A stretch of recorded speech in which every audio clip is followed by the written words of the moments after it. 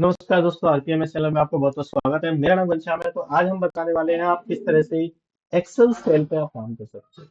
ठीक है, उस सेल के बारे में बात करने से पहले हम समझेंगे एक्सेल सेल होता क्या है, उसके पेरेंट्स क्या होते हैं, वो किसका चाइल्ड है, एंड सो। तो उसके लिए of course let me share my screen, और आप हमारे चैनल को जरूर सब्सक्राइब करें। वीडियो को पूरा देखेंगे तभी आपको इसको पता लगेगा कि किस तरह से काम करता है, लेकिन वीडियो आपकी छोटी रहेगी, ज्यादा टाइम का रहेगी। Now I'm going to share my screen very very quickly.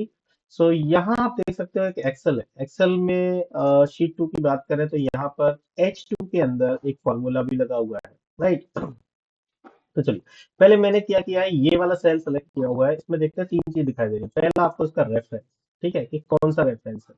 या शीट 2 के अंदर H2 हो गया, राइट। उसके बाद उसका फॉर्मूला, राइट, उस सेल के अंदर फॉर्मूला क्या लगा हुआ है। उसके बाद उसका कलर और उसकी वैल्यू, ये तीन चार चीज दिखे। देखो, हमें कलर दिख रहा है, हमें वैल्यू दिख रही है, उसका फॉर्मूला दिख रहा है, और साथ में S2। अगर ये चीज हमें किसी वेरिएबल में स्टोर करानी है तो किस तरह से स्टोर करा सकते हैं ताकि हम आगे कोई कैलकुलेशन या कंडीशंस में उसको यूज कर सके, तो ये हम आज करने वाले हैं। तो इसके लिए हमें क्या करना होगा, यूआई पाथ के अंदर एक एक्टिविटी होती है सेल। सेल के अंदर तीन चार एक्टिविटीज हैं, तो हम उन्हें एक एक करके एक्सप्लेन करेंगे। ठीक है, तो हम एक बार हायरार्की थोड़ा सा समझ लेते हैं। एक्सेल में हायरार्की क्या होता है, कि जब एक बड़ा एक्सेल होता है, ये एक्सेल होगी, इस एक्सेल के अंदर क्या होता है, एक पर्टिकुलर शीट होती है। शीट के अंदर एक, ये पूरी शीट के अंदर सेल्स होते हैं, राइट। या फिर कोई ऑब्जेक्ट होता है, या रेंज होती है। तो शीट के अंदर बहुत सारी चीजें होती है। तो इसी तरह से हमें अब शीट का एक पर्टिकुलर सेल का रेफरेंस देना पड़ेगा, जो कि हम जब भी आपकी सेल सेल को सेलेक्ट करते हैं तो उसका रेफरेंस हमें यहाँ दिखाई देगा एड्रेस बार के अंदर, आई मीन रेफरेंस बार के अंदर। तो जैसे कि हमने ये सेलेक्ट कर लिया, तो you will be able to see here, right. तो ये अभी मेरा H2 है, तो हम H2 की बात करते हैं। तो फिलहाल के लिए हम क्या करेंगे, H2 के अंदर हमारे क्या कलर है, क्या उसकी वैल्यू है, क्या उसका फॉर्मूला, ये तीन चीज हम फटाफट से निकाल लेते हैं। तो जब भी हम इसकी बात करें तो यहाँ पर आपको सेल, आप यहाँ पर एक्टिविटी में जाके सेल सेलेक्ट करिएगा।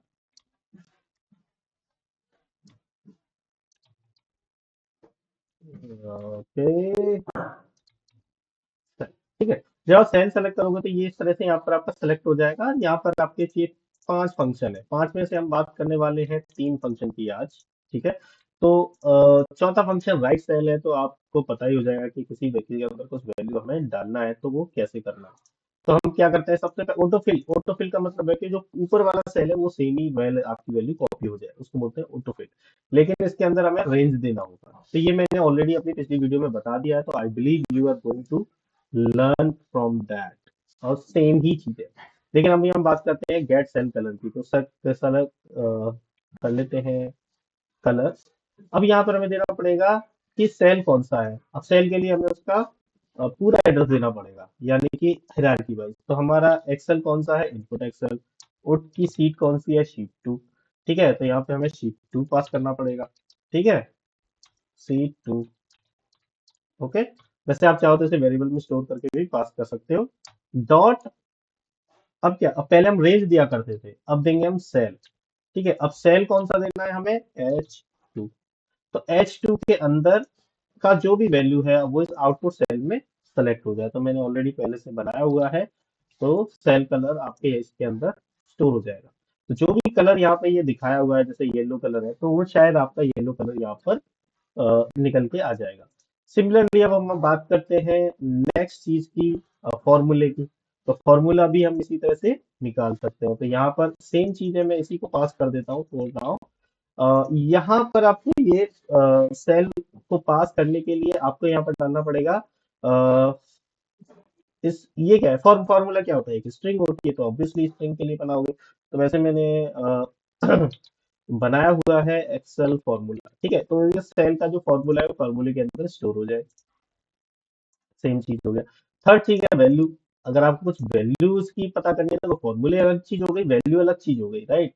तो आपको उसकी वैल्यू रीड करनी है, तो इसी सेल, सेल सेल आप हम सेम ही दे रहे हैं, लेकिन आपके वेरिएबल आपके अलग अलग आ गए। यहाँ पर गेट फॉर्मेटेड टेक्स्ट है, तो ये आपका चेक होना चाहिए। तभी आपका जो ऊपर की जो वैल्यू दिखाई दे रही है, जो इसके ऊपर दिखाई दे रहा है वही आपका आएगा। अदरवाइज अगर आपको, वो हम किस कभी और डिस्कस करते हैं। तो यहाँ पर हम आपकी बात करते हैं इसको। तो यहाँ एक्सेल सेल वैल्यू, ठीक है, इसकी जो वैल्यू है जिस सेल में हम स्टोर कर लेते हैं, जिसका जो टाइप है वो स्ट्रिंग है। अब इन तीनों को हम एक साथ रन करके देखते हैं कि किस तरह से इसकी वैल्यू निकल के आ रही है। तो मैं रन कर देता हूँ फॉर नाउ।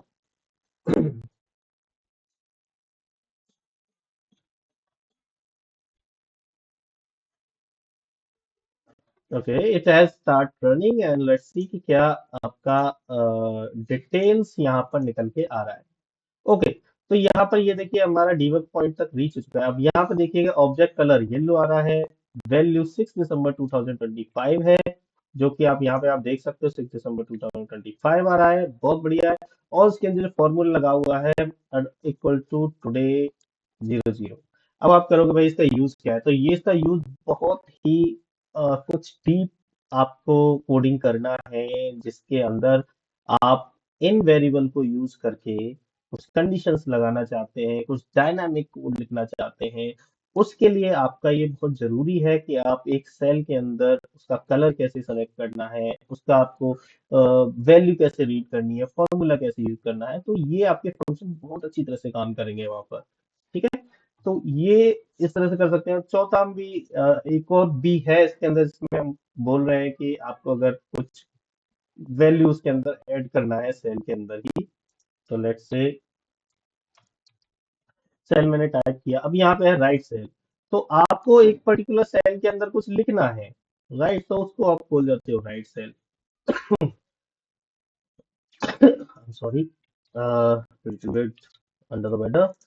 यहाँ आपका आता है ये, तो जैसे मेरे को यहाँ कुछ लिखना है, ये कौन सा, इसके अंदर कोई फॉर्मूला नहीं है, मैं बोलता हूँ H5। H5 के अंदर मुझे लिखना है RPAMIS, ओके, MIS, ओके। ये आपने यहाँ पर बात करना ऑटो इंक्रीमेंट रो, इसको हम भी बंद कर दें, तो यहाँ पर ये क्या होगा, ये वैल्यू होगी आपकी इस पर्टिकुलर सेल के अंदर लिख जाएगी, लेकिन यहाँ पर कुछ एरर आ रहा है, let's see, string to read cell reference. Oh, okay okay, I just did something wrong. So हमें क्या लिखना है वो यहाँ डालना पड़ेगा, और कहाँ लिखना है वो नीचे वाले में। तो मैं यहाँ इसको ही कॉपी पेस्ट करके इधर H5 कर देते हैं। आई थिंक मैं थोड़ा सा उल्टा कर दिया था इस केस में, क्योंकि मुझे लगा कि सेम ही है, तो थोड़ा सा पढ़ के भी डालना चाहिए। This is how the we as a developer do some kind of mistake also. तो अब हमारे पास इंफॉर्मेशन सारी आ गई है, हमने पिछली वाली वैल्यू तो हमारी सही रीड कर ही रहा था, एक बार दोबारा और चेक कर लेते हैं, क्या हम चेक कर पाएंगे कि क्या ये इस वैल्यू को यहाँ पर H5 के अंदर RPMS लिखेगा या नहीं लिखेगा।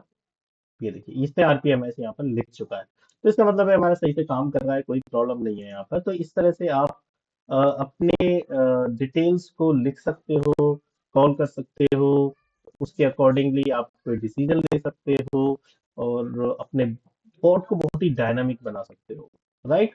तो ये था हमारा आज का वीडियो, हमारी बाकी प्लेलिस्ट जरूर देखिएगा, मिलते हैं नेक्स्ट वीडियो में, तब तक के लिए आप हमारे चैनल के साथ बने रहिए। आपका दिन बहुत बहुत शुभ रहे, थैंक यू, धन्यवाद।